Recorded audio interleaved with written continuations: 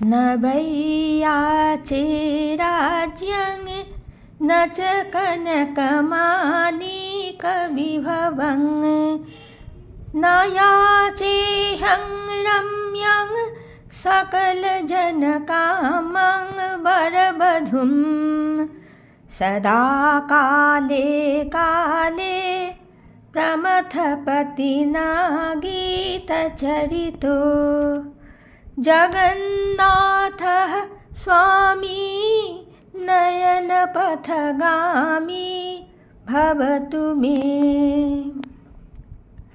আমি রাজ্য চাই না, স্বর্ণ মাণিক্যাদি বৈভব চাই না, সকল জনপ্রিয় বরবর্ণিনী বধূ চাই না, শুধু চাই প্রমথনাথ মহাদেব সর্বক্ষণ যার চরিত্র গান করেন সেই প্রভু জগন্নাথ আমার নয়ন পথগামী হন। জগন্নাথ স্বামী নয়ন পথগামী ভবতু মে।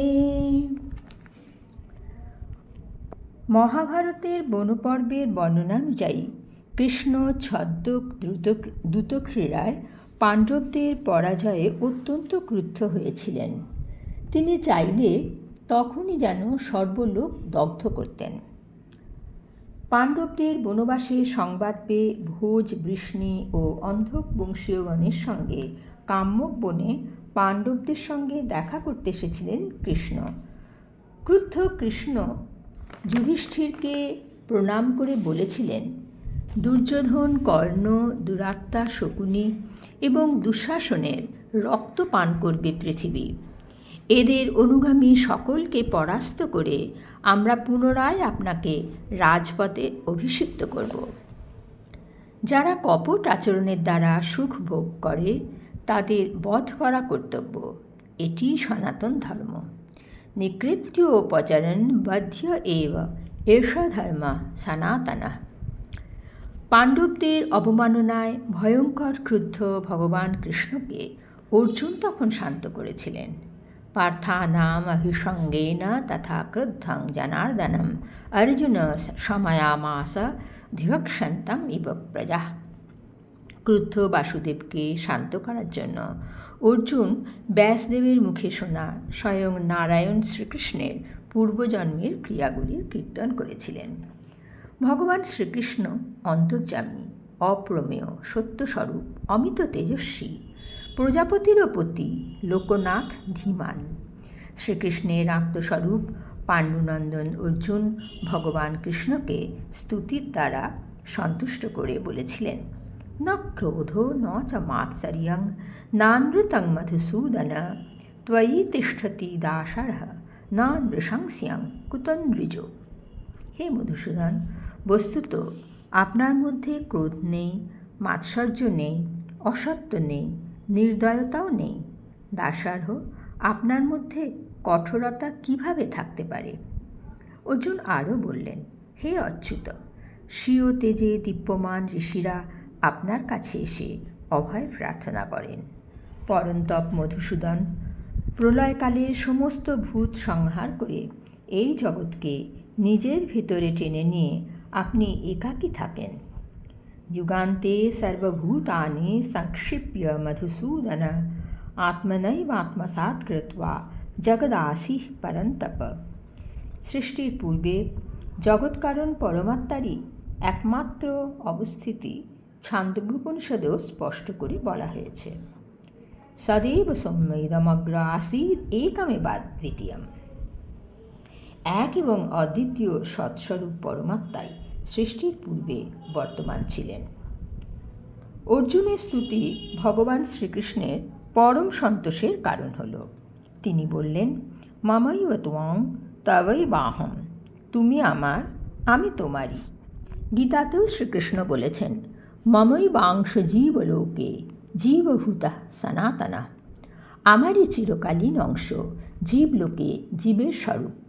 সেই কারণে তিনি অর্জুনকে বললেন, যে তোমাকে দেশ করে সে আমাকে দেশ করে, যে তোমার অনুকূল সে আমারও অনুকূল। হে দুর্ধর্ষ বীর, তুমি নর, আমি নারায়ণ শ্রীহরি। বর্তমানে নর এবং নারায়ণ ঋষি আমরা দুজন এই লোকে এসেছি।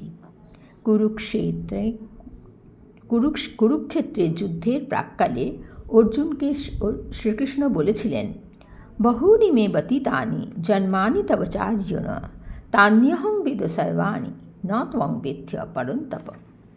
হে অর্জুন, আমার এবং তোমার বহু জন্ম অতিক্রান্ত হয়েছে। আমি সেই সকল জন্ম জানি, পরন্তপ তুমি সেগুলি জানো না। শ্রীকৃষ্ণ পুনর্বার পরমাত্মা ও জীবাত্মার অভিন্নত্ব অঙ্গীকার করে অর্জুনকে বললেন, অনন্যঃ পার্থ মাত্তস্ত্বং তত্ত্বশ্চাহং তথৈব চ আবয়োর অন্তরং শক্যং নাবয়োর অন্তরং শক্যং বেদিতুং ভরতর্ষভ। হে পার্থ, তুমি আমার থেকে ভিন্ন নও, আমিও তোমার থেকে পৃথক নই।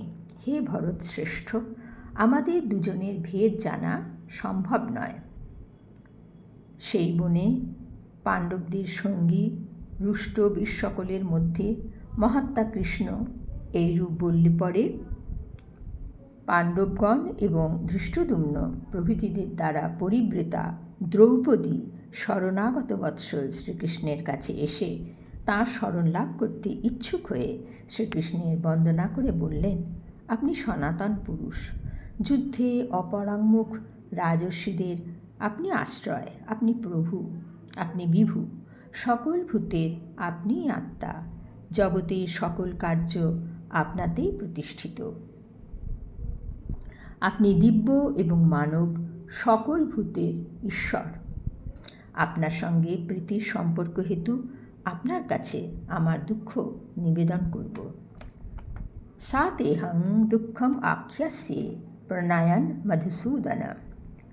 দ্রৌপদী নিদারুণ দুঃখের সঙ্গে কৃষ্ণের কাছে জানতে চাইলেন, আমি পৃথার পুত্রদের পত্নী, আপনার সখী এবং ধৃষ্টদ্যুম্নের মতো বীরের ভগ্নী হওয়া সত্ত্বেও সভায় কেন আমাকে টানতে টানতে নিয়ে যাওয়া হয়েছিল? পাণ্ডবরা বলবীর্যে সকল রাজমণ্ডলীর মধ্যে শ্রেষ্ঠ হওয়া সত্ত্বেও কেন তাঁরা শত্রুদের দ্বারা পরিক্লিষ্ট আমায় উপেক্ষা করলেন? দুর্বল শত্রুদের দ্বারা ক্লেশ এইভাবে সহ্য করে আমি দীর্ঘকাল ধরে চলছি। এতাদৃশানি দুঃখানি সহন্তি দুর্বলিয়াসাম দীর্ঘকালং প্রদীপ্তাস্মি পাপানাং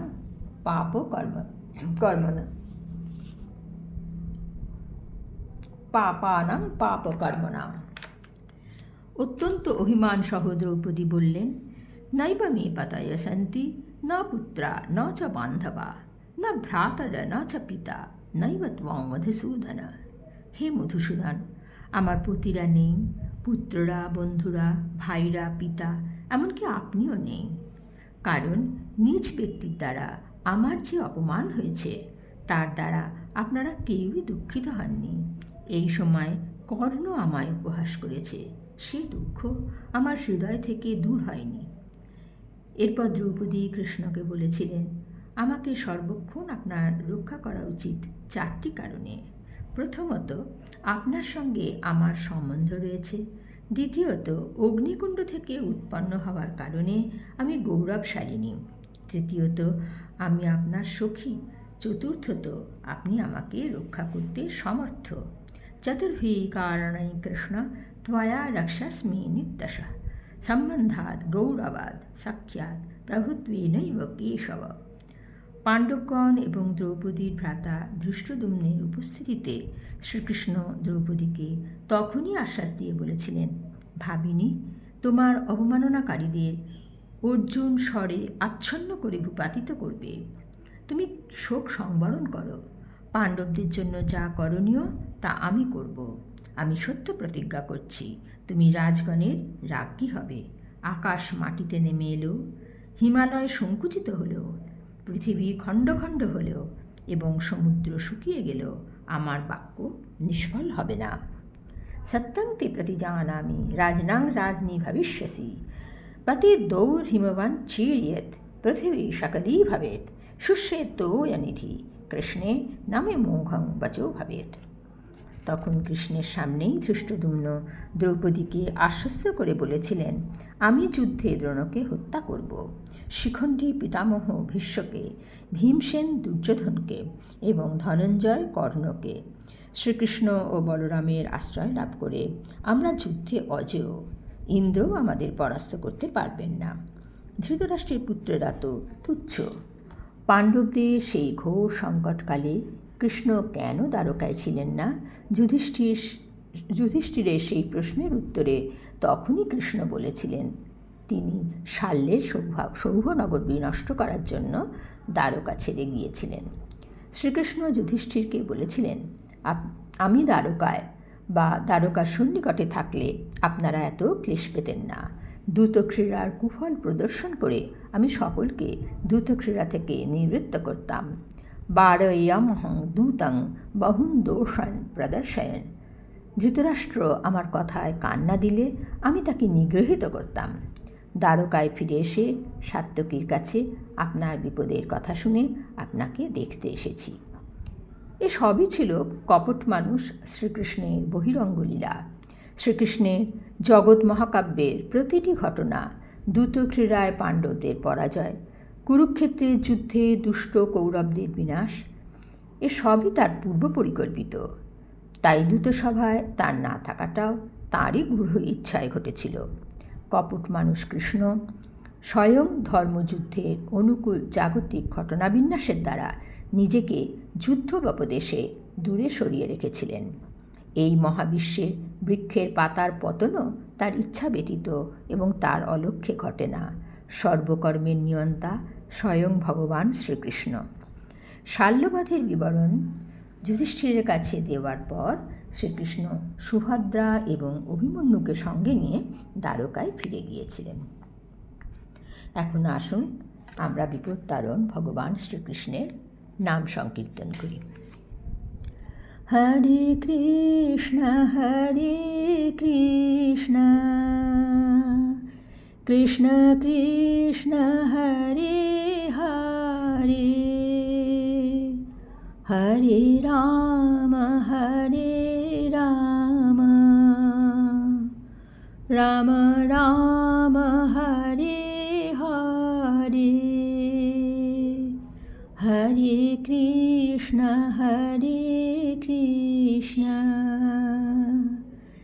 কৃষ্ণ কৃষ্ণ হরে হরে, হরে রাম রাম রাম হরে হরে, হরে কৃষ্ণ কৃষ্ণ কৃষ্ণ হরে হরে, হরে রাম রাম রাম